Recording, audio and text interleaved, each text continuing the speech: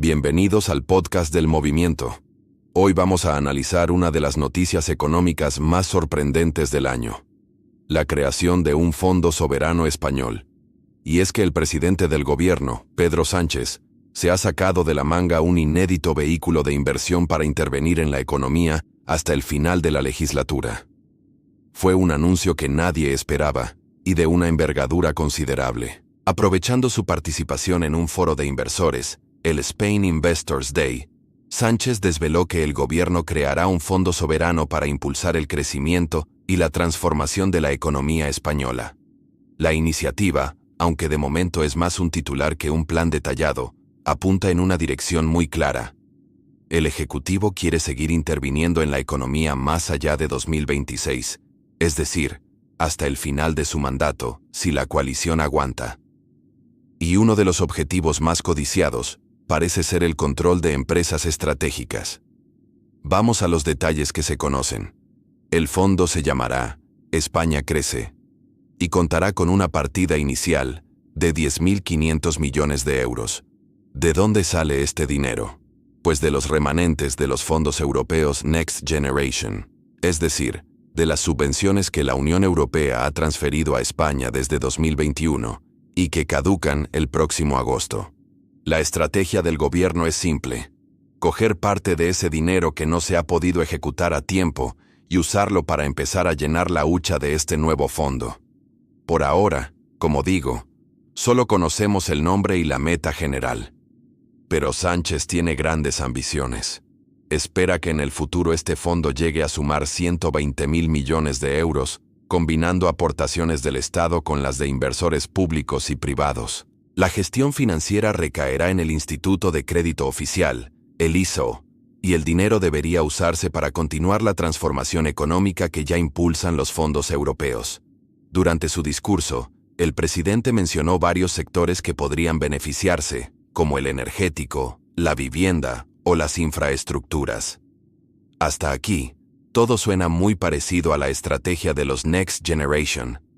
Pero hay un matiz fundamental que lo cambia todo. Sánchez lo bautizó específicamente como un fondo soberano. Este detalle no es menor.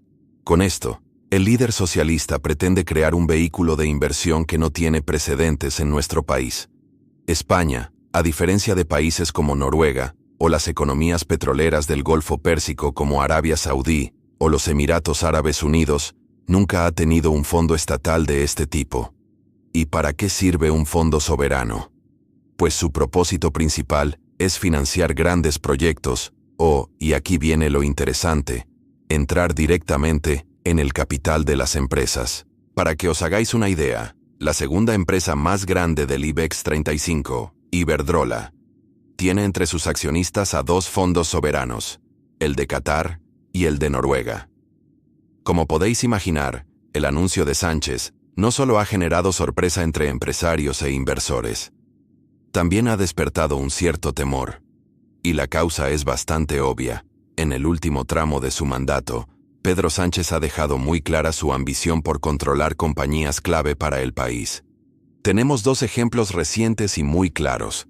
El primero es Indra, la empresa tecnológica y de defensa.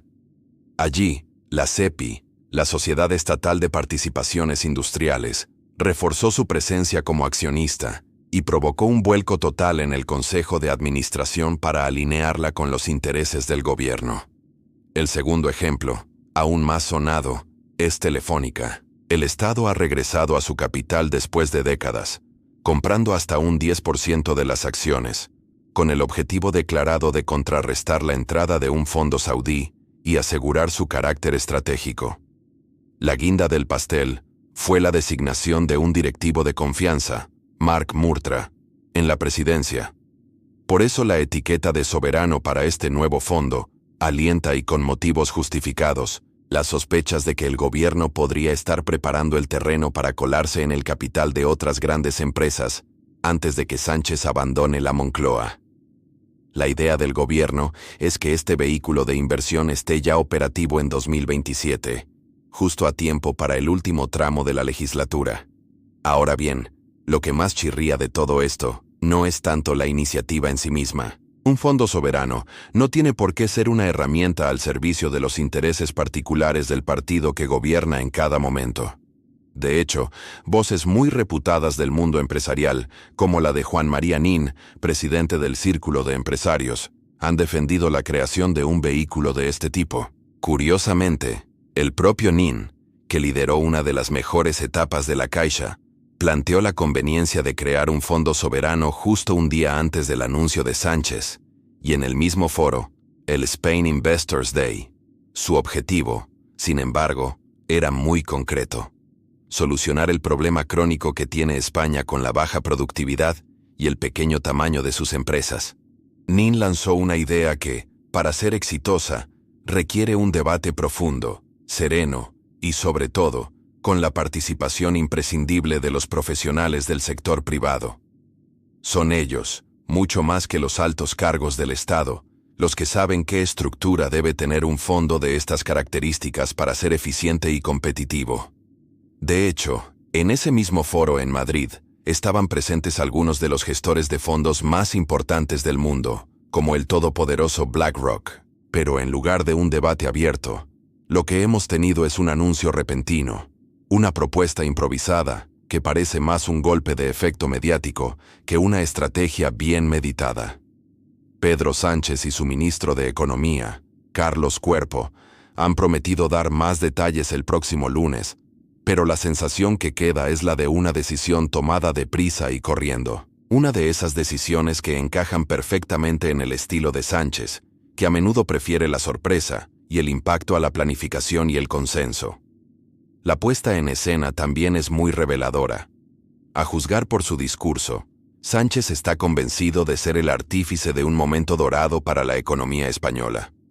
Justo esa misma mañana, en el mismo auditorio, el ministro Cuerpo había dicho que España es the place to be, el sitio donde hay que estar. Y Sánchez remató su intervención con una frase que no ha dejado a nadie indiferente. Dijo: en un mundo cada vez más turbulento, España se ha convertido en un valor refugio. Aquí no se van a encontrar inseguridad jurídica. Esta afirmación es, como mínimo, llamativa, sobre todo si tenemos en cuenta las enormes turbulencias que azotan el panorama político y judicial de nuestro país. Es como si el presidente viviera en una realidad paralela, en un país distinto al que vemos en las noticias cada día. En definitiva, estamos ante un movimiento audaz del gobierno. Un fondo soberano podría ser una herramienta muy útil para España, pero la forma en que se ha anunciado y las intenciones que parecen subyacer generan muchas dudas. ¿Será un verdadero motor para la economía, gestionado con criterios profesionales y transparentes? ¿O se convertirá en un instrumento político para aumentar el control del gobierno sobre el sector privado? La clave estará en los detalles que conozcamos en los próximos días y, sobre todo, en quién y cómo gestionará esos miles de millones de euros. Por ahora, solo podemos esperar y analizar con lupa cada paso que dé el gobierno en esta dirección. Te agradezco mucho la atención. Espero que este análisis te haya resultado interesante y te ayude a entender mejor lo que está en juego. Si te ha gustado, no olvides apoyar el canal. Nos vemos en el próximo video.